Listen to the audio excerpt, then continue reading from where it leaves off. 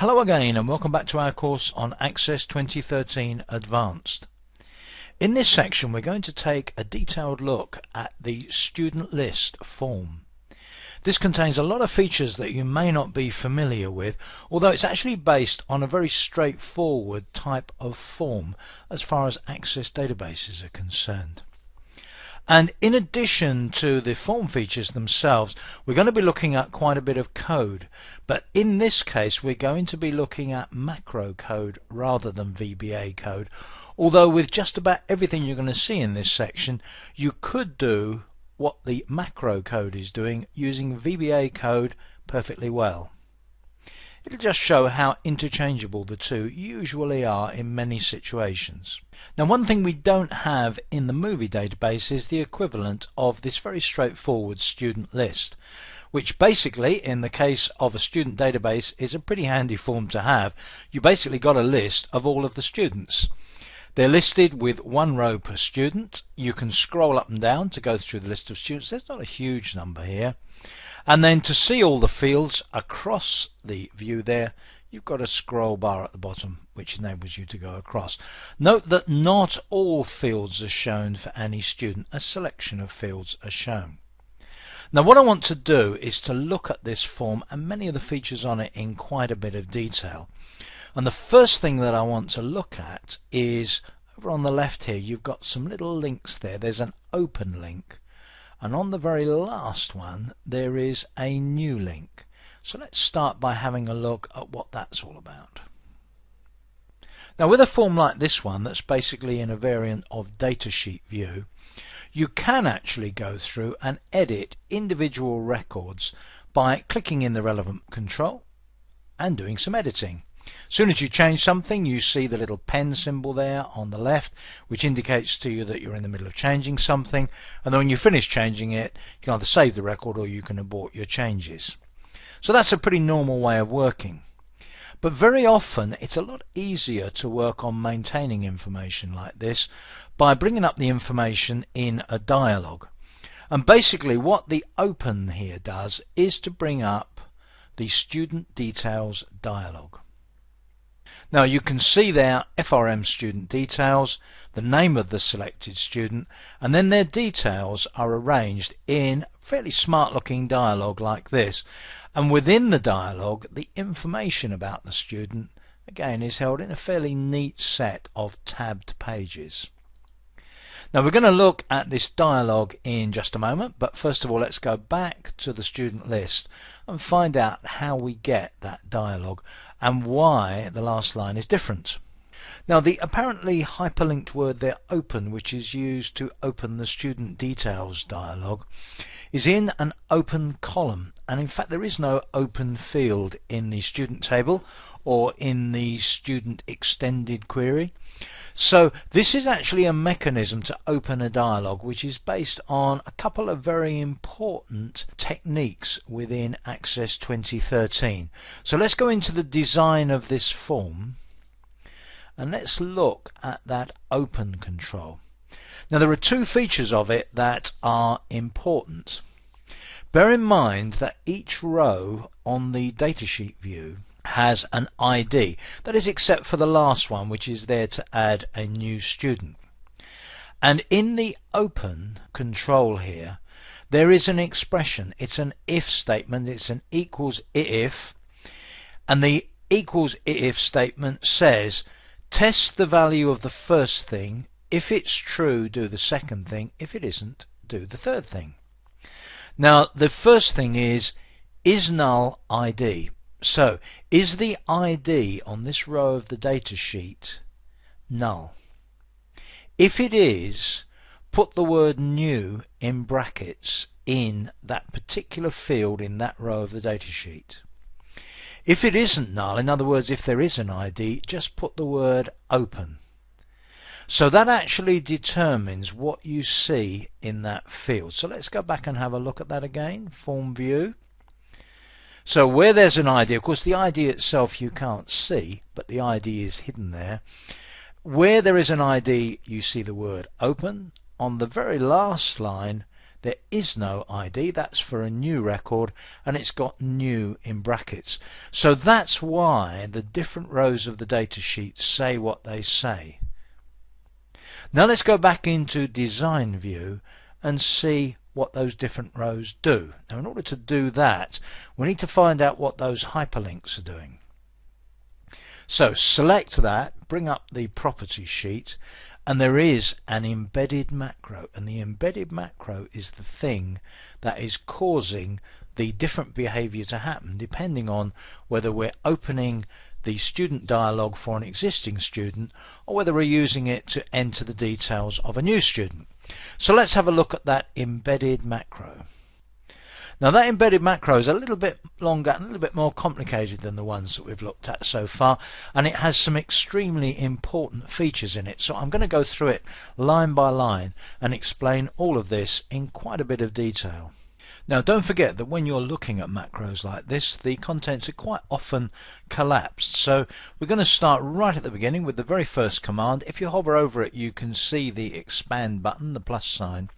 And the first command is on error, go to next. Now if I click on go to, this particular action will make a little bit more sense. On error is the actual action, and then there are two arguments. There's a go to argument and a macro name argument.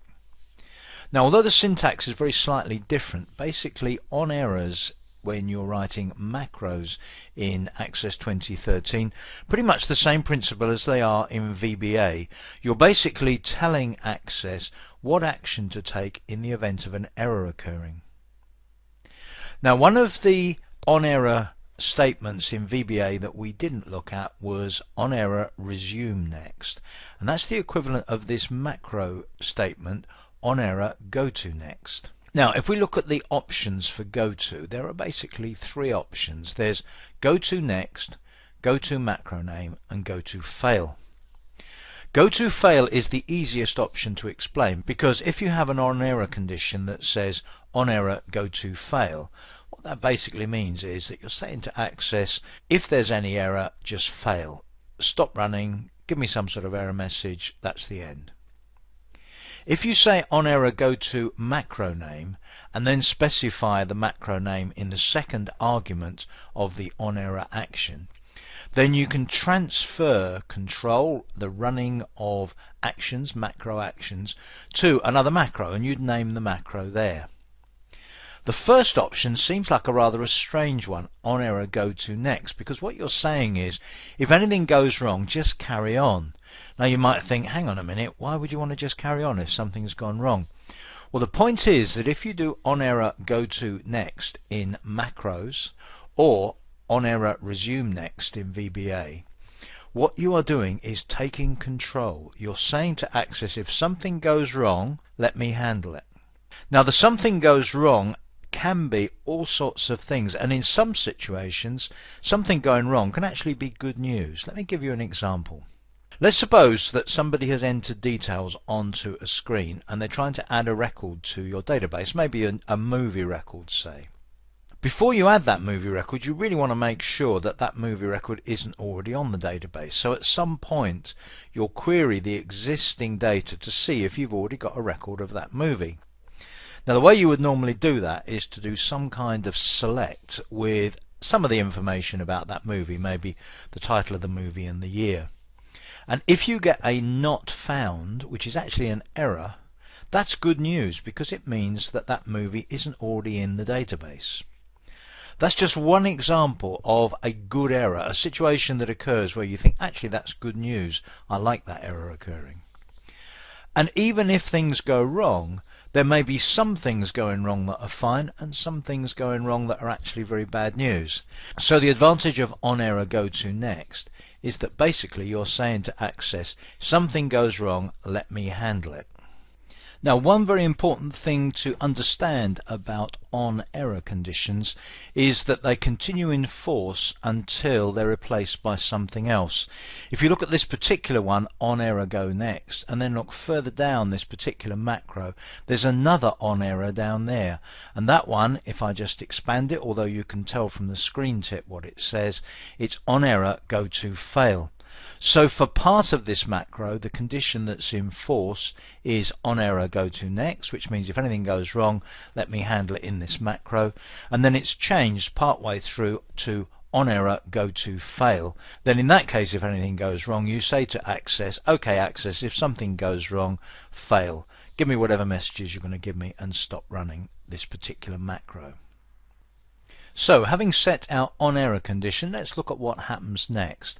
Next we have an if statement, and it says if form.dirty then save record end if. And save record, if we just expand that, it's run menu command save record. Now this is also a very important principle that we haven't looked at so far. Given that you're clicking on the student list itself, so you've selected a student and you're clicking, at any time Access knows whether the current form is dirty. Now dirty is a property of a form, and it actually says that something has been changed on this form and the corresponding record has not yet been saved.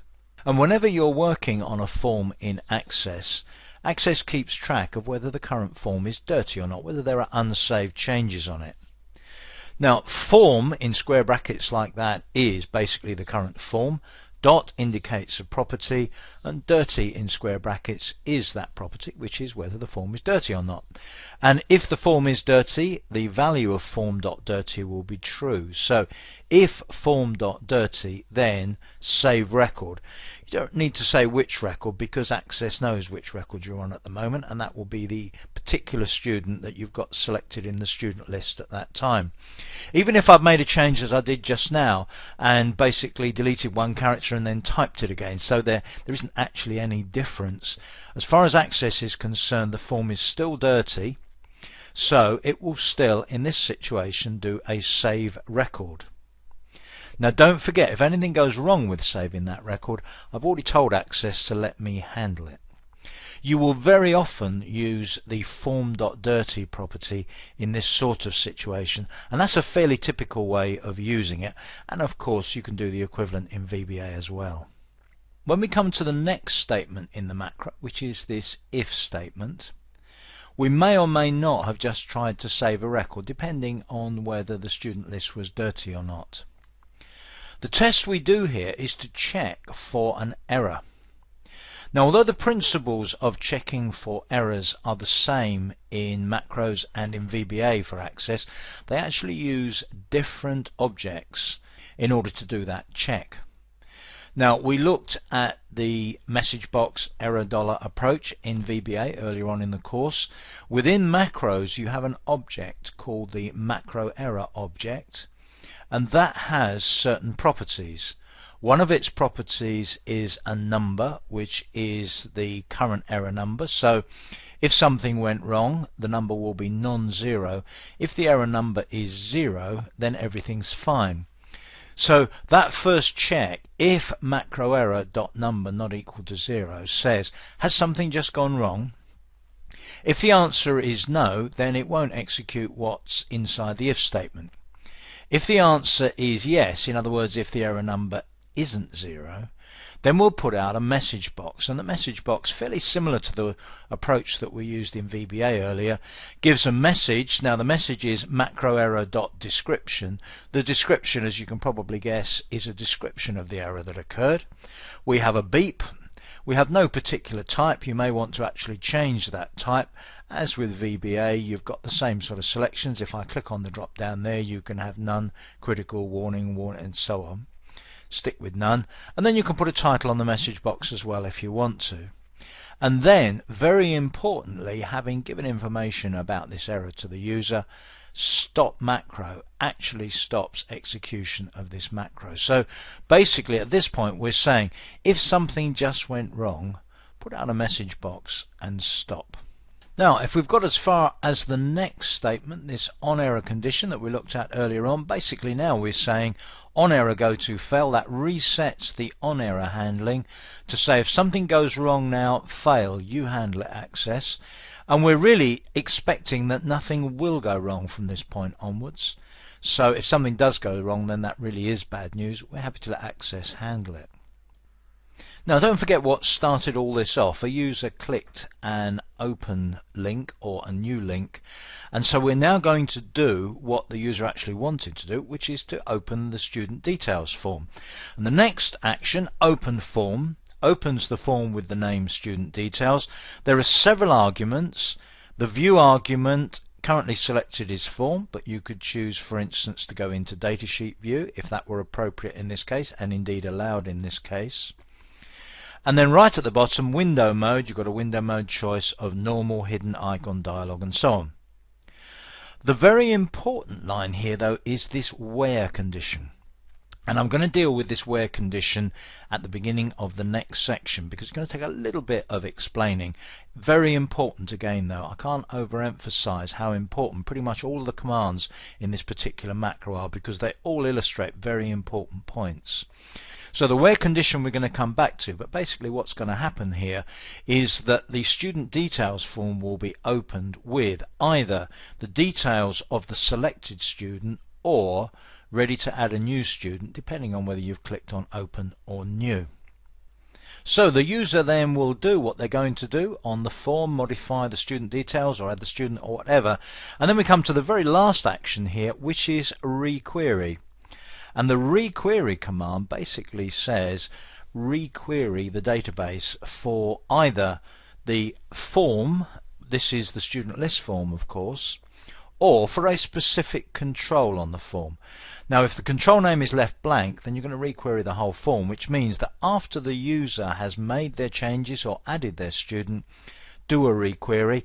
And of course if they've added a student, that means that you'll reload the data into the student list and the new student will be included in that list. If they've made a change to the specific selected student that they had before they clicked on open, then the details of that student will be updated. And at that point, having done the requery, basically this macro terminates in a natural way.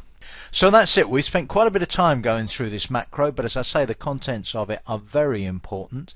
In the next section, we're going to pick up on that where clause, and we're going to talk about what happens in the student details form itself. So please join me for that.